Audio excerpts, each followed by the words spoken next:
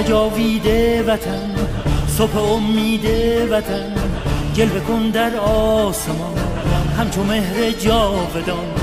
وطن ای هستی من، شور و سرمستی من، جلوه کن در آسمان همچو مهر جاودان. بشنو سوز سخنم که هم آواز تو منم، همه جان و تنم وطنم وطنم وطنم وطنم.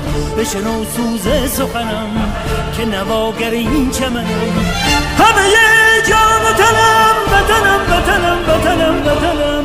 همه با یک نام و نشان به تفاوت هر رنگ و زبان، همه با یک نام و نشان به تفاوت هر رنگ و زبان. همه شاد و خشونت بزنان ز سرابت ایران جوان، به اصالت ایران کهن ز سرابت ایران جوان.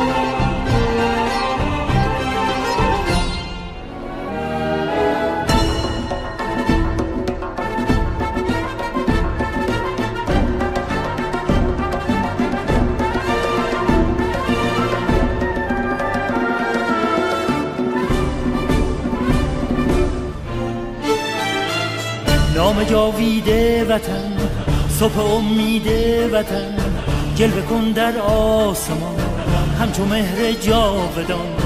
وطن ای هستی من، شور و سرمستی من، جلوه کن در آسمان همچو مهر جاودان.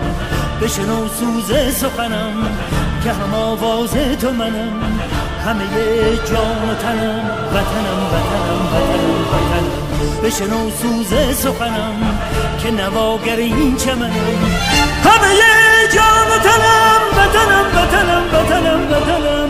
همه با یک نام و نشان به تفاوت هر رنگ و زبان، همه با یک نام و نشان به تفاوت هر رنگ و زبان. همه شاد و خشونت بزنان ز سرابت ایران جوان، به اصالت ایران کهن ز سرابت ایران جوان. بشنو سوز سخنم که نواگر این چمنم، همه جان و تنم وطنم وطنم وطنم وطنم.